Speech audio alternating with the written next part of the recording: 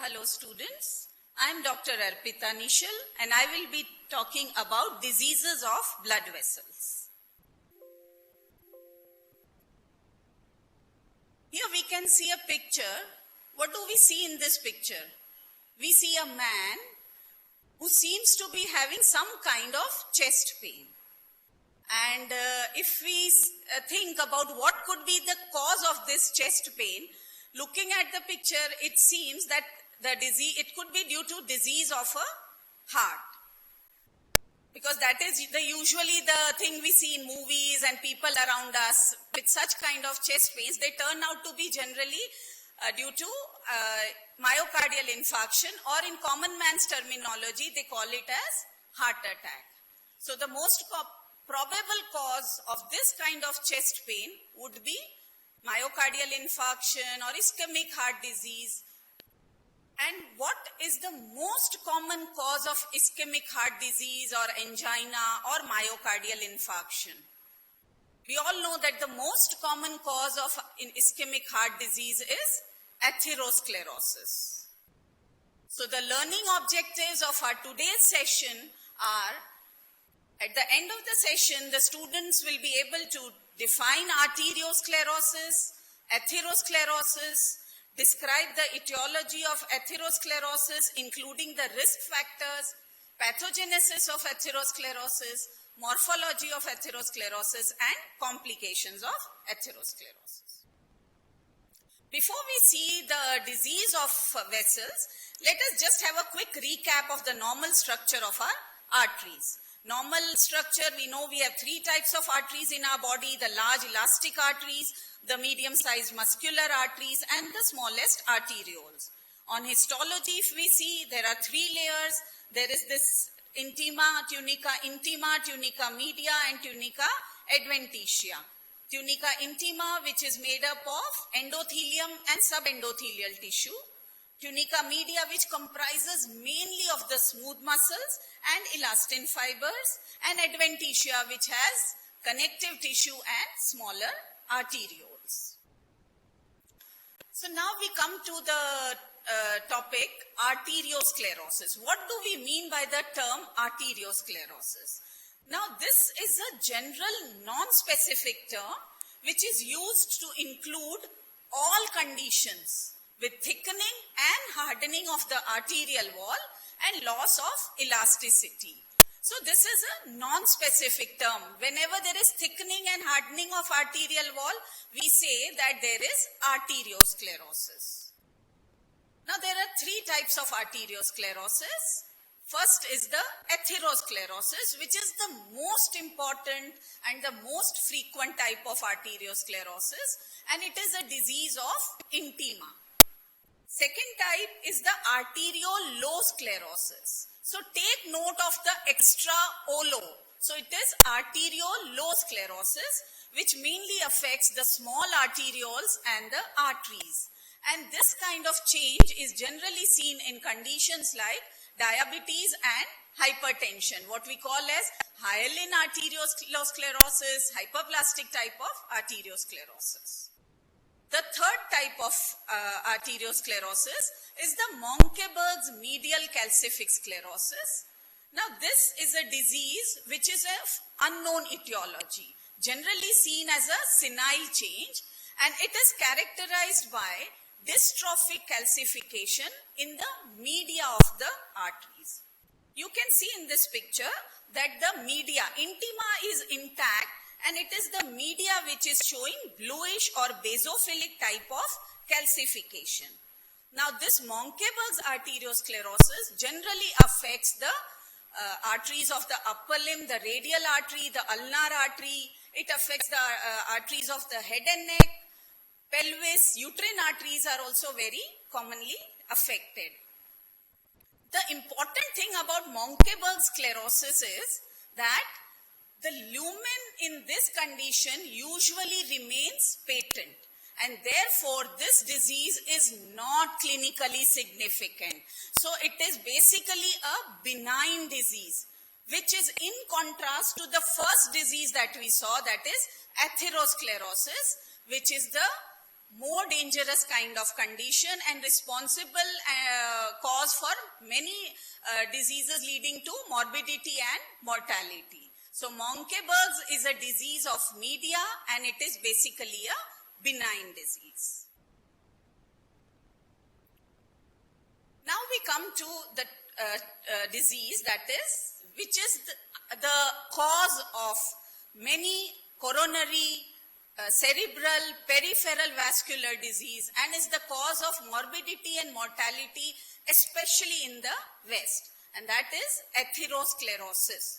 So atherosclerosis is a type of arteriosclerosis which affects mainly the intima. So it is a disease of intima of the large elastic and medium-sized muscular arteries, and is characterized by formation of fibrofatty plaques or atheromas in the intima. The commonly affected vessels are the aorta, the coronary, cerebral, and the iliac arterial systems. Now, where does this word atherosclerosis come from? It is derived from a Greek word where athero means a porridge-like semi-liquid material. So in this atheroma, we generally see this semi-liquid yellowish material when we examine the blood vessel. So athero means the semi-liquid material, and sclerosis means scarring. So atherosclerosis can be defined as a disease characterized by atheromas, which are cholesterol or fat-laden deposits in the intima of vessels that protrude into and obstruct the vascular lumen and weaken the underlying media. So this is the disease of the intima, but later it has its effect on the lumen also, and later it will also underline the media, leading to a complication called as aneurysm. Now, clinical importance of atherosclerosis, it is responsible for myocardial infarction. Depending on the vessel which is affected, the lesion of that organ happens. So it is responsible for myocardial infarcts, strokes, peripheral vascular disease, aneurysmal dilatation of vessels, chronic ischemic heart disease, ischemic encephalopathy, and mesenteric occlusion. Looking at the epidemiology of atherosclerosis, it is a worldwide disease, especially affecting the economically developed nations, because we say that atherosclerosis is a lifestyle disease. So its incidence is high in the Western countries like US and Europe. But now the disease incidence is also increasing in developing countries like ours because of adoption of our Western lifestyle, and also because the mortality due to infections is decreasing in our country, so reporting of this is increasing. Now, prevalence and severity of disease depends upon many risk factors which are involved in these diseases. These risk factors, they have a roughly multiplicative effect. That is, if there are 2 risk factors, it increases the risk by 4-fold, and 3 factors by a factor of 7. Now, if we see the risk factors, there are 2 types of risk factors, major risk factors and minor risk factors. Those that have been established to have a causative effect are known as the major risk factors, and the others are the minor risk factors. Now, major risk factors are again divided into constitutional factors, which cannot be modified, or non-modifiable type of risk factors, and the acquired risk factors, which can be modified, or they are potentially controllable type of risk factors. If we see the constitutional risk factors, they are the age, sex, genetics, and family history. And acquired type of risk factors are the hyperlipidemia, hypertension, diabetes mellitus, and cigarette smoking. So first we will see the non-modifiable or the constitutional risk factors. So first is the age. Age has a dominant influence in vulnerability to atherosclerosis. Age incidence is generally 40 to 60 years, and it goes on increasing with age by 5-fold. If we see the sex incidence is more in males than in females before 55 years of age, but after menopause, males and equals both have an equal incidence of atherosclerosis, and it is believed that the protective effect in premenopausal women is due to the presence of estrogen. But having said that, it is interesting to note that even though estrogen or hormones replacement therapy, when it was given to women, it did not decrease the incidence of atherosclerosis. Genetics, again, family history is very important. History of familial hypercholesterolemia, diabetes, hypertension, they also are important risk factors for development of atherosclerosis. And then we have the familial and the racial factors. Coming to the modifiable risk factors, most important, the major risk factor is hyperlipidemia, and more specifically hypercholesterolemia. Higher the level of cholesterol, higher is the risk of ischemic disease, and this is an important risk factor even in the absence of other risk factors, and it by itself is sufficient to initiate the lesion of atherosclerosis. If we see the major components of cholesterol, there are three types: LDL cholesterol, HDL, and VLDL. Out of these, LDL cholesterol has the maximum role in atherosclerosis. Higher levels are associated with increased risk, and that is why we call it the bad cholesterol. Then comes the HDL cholesterol, which is protective and so called the good cholesterol, and higher levels are associated with less risk. The third type is the VLDL cholesterol, which has less marked role in atherosclerosis. Now, when we talk of atherosclerosis, atherosclerosis can be prevented only by one dietary modification, or it can be treated with drugs. So if we, that is only possible if we reduce the level of either the total cholesterol or the LDL cholesterol and increase the level of HDL. So in diet, we know the diets which raise cholesterol are those which are rich in saturated fats and unsaturated fats. And diets which lower cholesterol are the low cholesterol diets and high PUFA and omega-3 fatty acids. And treatment of high cholesterol is by statins, which are drugs which help lower circulating cholesterol levels. So this is about the treatment or the prevention part. The second major risk factors which is acquired is hypertension, which is associated with the risk of ischemic heart disease by 5 times. Hypertension, that also uncontrolled hypertension, and both systolic and diastolic levels are important risk factors. And when it is uncontrolled and chronic hypertension, it leads to hypertrophy, which is now vascular risk of developing ischemic heart disease. Another major risk factor is diabetes mellitus. It doubles the risk of ischemic heart disease, cerebrovascular accidents, and increases 100 times the risk of gang foot. Another major risk factor is smoking. Now, smoking is a very important risk factor because it is an important avoidable risk factor. It increases the risk of atherosclerosis by 3 to 5 times risk. But as I said earlier, it is avoidable risk factor, and if smoking is stopped, then chances of developing atherosclerosis are reduced. So these were the 4 major acquired or potentially controllable risk factors, that is hyperlipidemia, diabetes, smoking, and hypertension. Now, in 20% of the cases, it so happens that you do not find major risk factors and their atherosclerosis has developed. So in those cases comes the importance of the minor risk factors, which are inflammation and C-reactive protein. We'll see the role of inflammation later.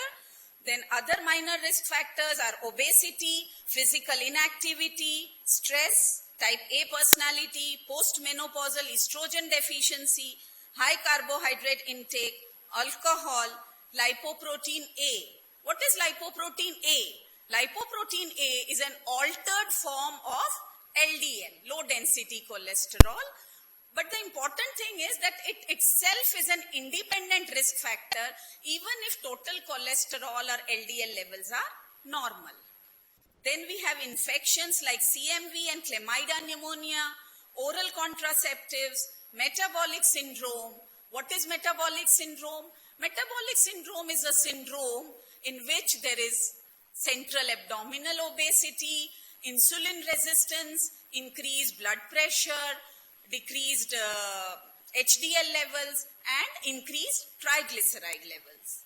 Then comes the role of environmental influence, and in other factors, high homocysteine levels are very important. Though this is a rare inborn error of metabolism, autosomal recessive type, but it has a predisposition or risk for developing atherosclerosis.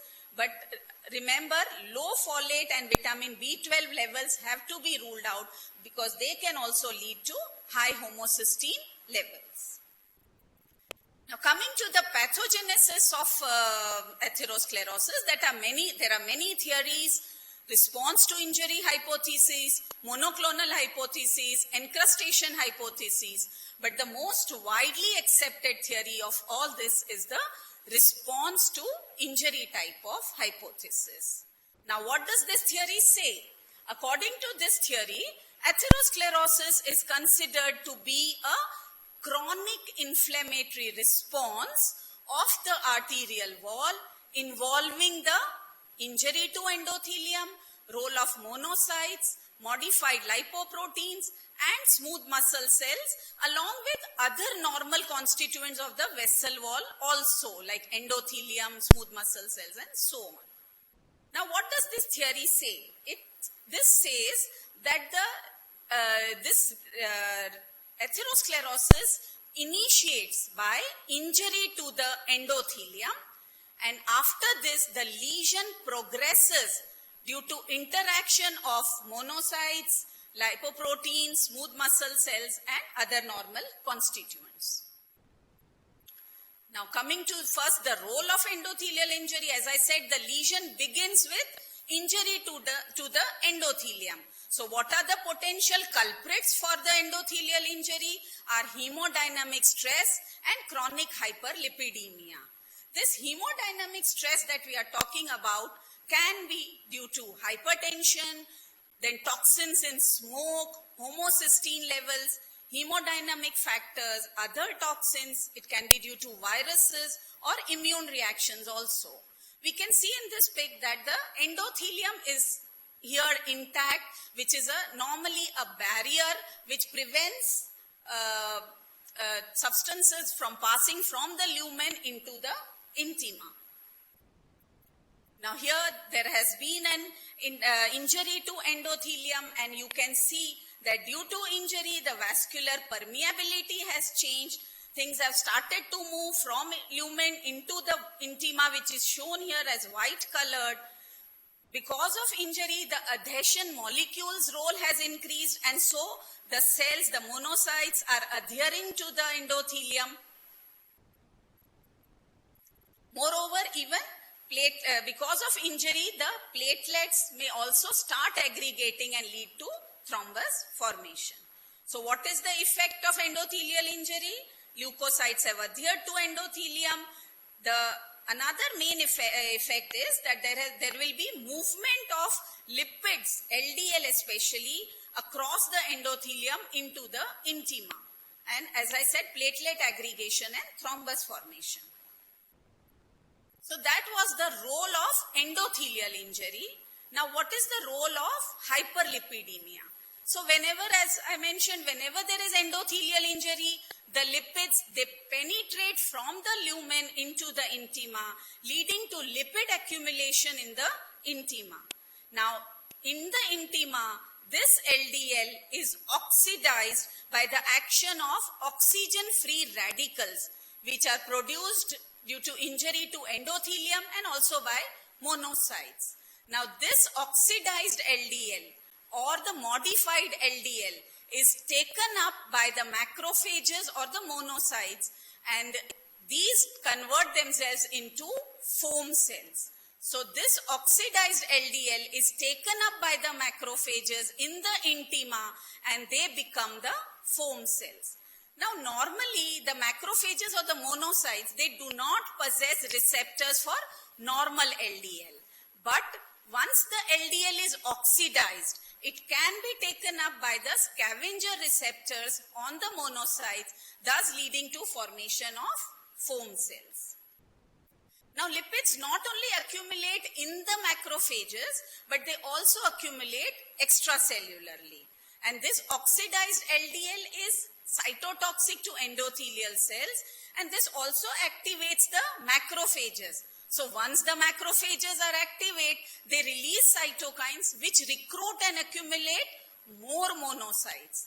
And these also release growth factors which stimulate the movement of smooth muscle cells from the media into the intima. Because as I said, the disease is in the intima. So all the action is going to occur in the intima. What is the role of blood monocytes? We've already talked about it. Monocytes migrate into the intima, get converted into macrophages. They have scavenger receptors on their surface, which takes up the oxidized LDL, and they form foam cells. As we can see in this figure, the monocytes coming in the intima, at the same time LDL is also entering, getting converted into modified LDL. And there are scavenger receptors on the surface converting into a foam cell where you can see the yellow colored droplets are the lipid droplets. This is what is the formation of fatty streak. So fatty streak, as we see it, is the lesion in the intima which consists of foam cells, and few, at this time the smooth muscle cells are very few, laden with lipid droplets. And there is some extracellular lipid accumulation also. So this is what is a fatty streak. Now then comes the role of the smooth muscle cells. Under the influence of the growth factors, the smooth muscle cells also migrate now from media into the intima. And these growth factors have been released by the platelets, macrophages. And these not only are smooth muscle cells migrate, but they also proliferate and deposit extracellular components, that is collagen, in the intima, in the atheroma that will be formed later. Some of these smooth muscle cells, they also may engulf lipid droplets and they also become foam cells. Here we can see in this picture how the smooth muscle cells are migrating from the media into the intima. So the lesion is being formed in the intima. From the lumen, my monocytes are coming in, the lipids are coming in, and from the media, the smooth muscles are coming in. And that leads to formation of the fibrofatty plaque or fibrofatty atheroma, which you can see in the intima, central lipid debris or core surrounded by the foam cells, the smooth muscle cells, and the extracellular matrix or collagen. As I said earlier, nowadays inflammation has been seen to be having an important role in development of atherosclerosis. So how does it contribute? So it contributes to not only initiation but progression of the lesions also. This inflammation is triggered by collection of cholesterol crystals and free fatty acids in macrophages and in the other cells. This leads to production of cytokines, interleukin-1, which recruits lymphocytes and monocytes. Now this activated monocytes or macrophages, they produce the reactive oxygen species, which as we have already discussed leads to oxidation of LDL. And the activated T lymphocytes, they produce interferon and growth factors which lead to release of extracellular matrix. So inflammation is now considered to be important in overall risk stratification, and for this the marker of inflammation that has emerged is CRP, which is very simple to measure and a very sensitive marker, and so now CRP is considered to be an independent marker for risk of development of ischemic heart disease, and it is now one of the markers considered in the risk stratification algorithms for IHD. Actually, CRP is an acute fast reactant which is synthesized by the liver, but it increases in conditions of like atherosclerosis. So this is again summarizing the basic process of atherosclerosis. LDL is coming in due to injury of endothelium. It is getting oxidized.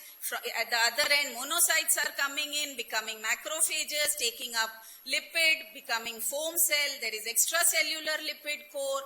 From the media, the smooth muscle cells have come in. They are also getting converted into foam cells and deposition of collagen.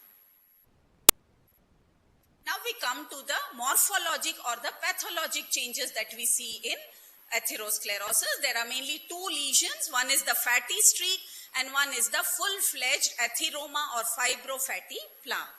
First we will see the fatty streaks.